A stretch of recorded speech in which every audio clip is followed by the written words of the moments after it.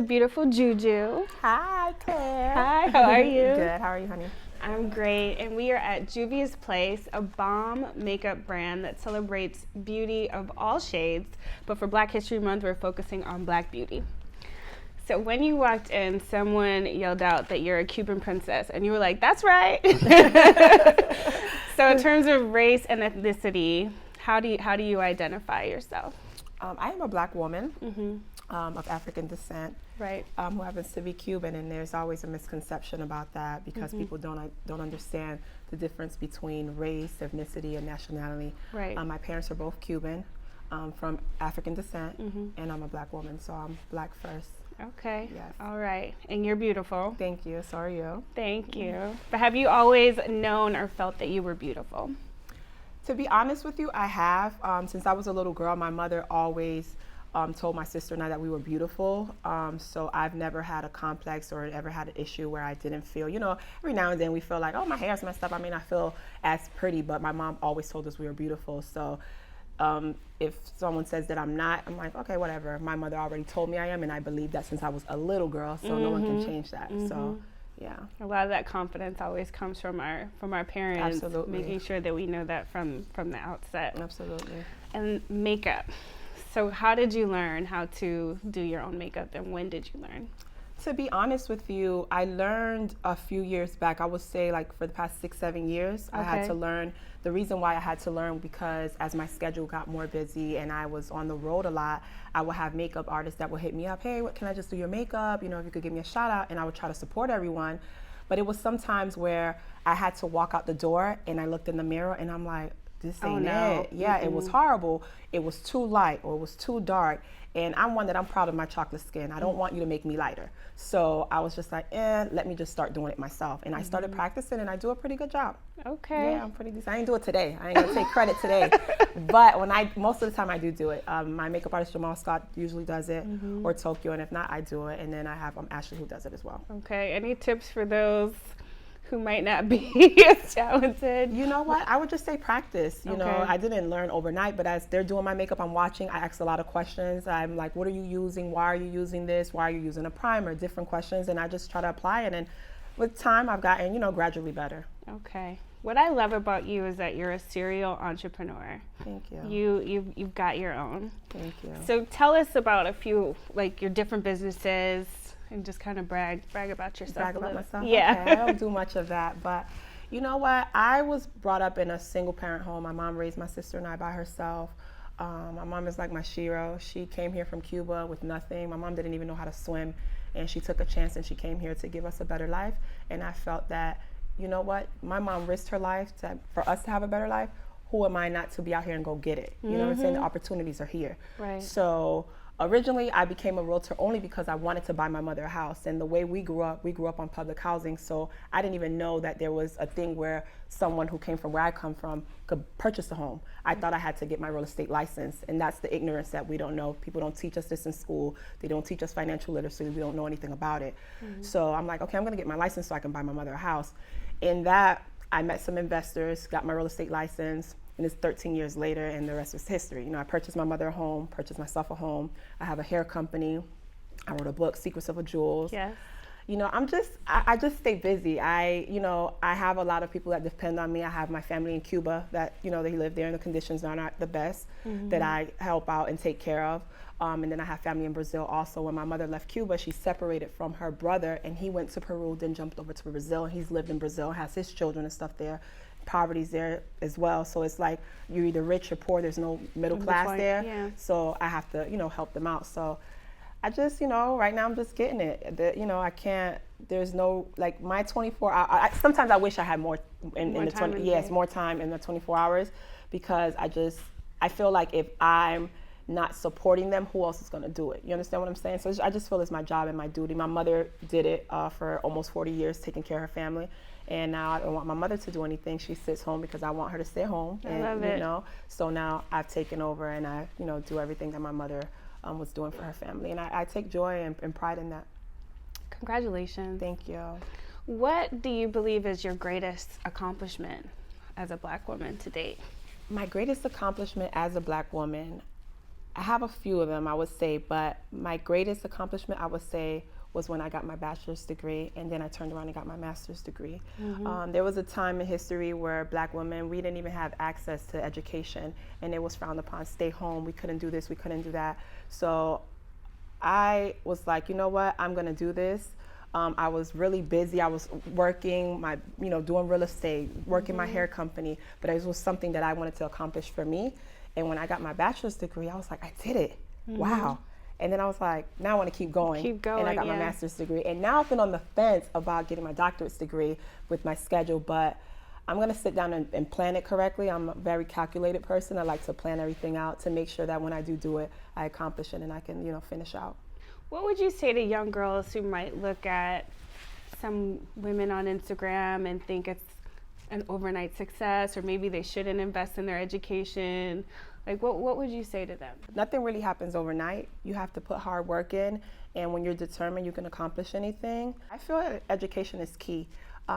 With me, if all else fails, if I wasn't on, doing reality TV, if I wasn't doing real estate, I can go get a job anywhere I want because I have the education. And, it's just the facts. Someone who has a high school education compared to someone who has a master's, they're going to look at you in a certain way. You have a higher level of education. And I just always have my education to fall back on. Nobody can ever take that from you, and you're never too old to stop learning. Right. I get people all the time, how did you do it? How did you find time? I feel like you find time for what you think is important in your life. So I felt that was something I wanted to do. When I have my children, I didn't want to be like, go to school, go to college, and they be like, you didn't go to college. How can you tell me something and you didn't do it? So I wanted to do that so I can prepare myself so when I was ready to have a family and have children. And just as a Black woman and a brown girl, I just have a lot of young ladies who look up to me. I get DMs all the time of women asking me, how are you so confident? Or I didn't like my brown skin. I don't like being dark. You wear bright colors, simple as bright colors. Oh, I always wear black. I always wear browns and beige because I was told because I was too dark, I shouldn't wear bright colors. You wear lime greens. I'm like, listen, embrace your embrace your complexion. Be proud of who you are. With makeup, also we have makeup can be for the Grammys, or it can just be to go to the corner store. It doesn't matter. You can put on a bright lip. You don't have to be ashamed because you're dark that you can't wear a bright. Look at you. You're a brown girl. You have on your red lipstick. Red lips. Yeah, and people frown upon that. Oh, your lips are too big. Why do you have on lipstick? No. It's just too much. I remember the first time I actually got my makeup done, I was turning 15 years old. It was my sweet 15, which in Cuban culture we call it quinceañera. Quinceañera, right. And the makeup, I don't even want to pull out the picture because it was no contouring and stuff back then. So I had a bright lip. You had the lipstick where they used to put the lipstick on your cheek and blush it out. Yeah. It was a mess, but it was the first time that I experienced with makeup. And my aunt did it. She didn't know what she was doing, but we made it work. And then the second time was for prom.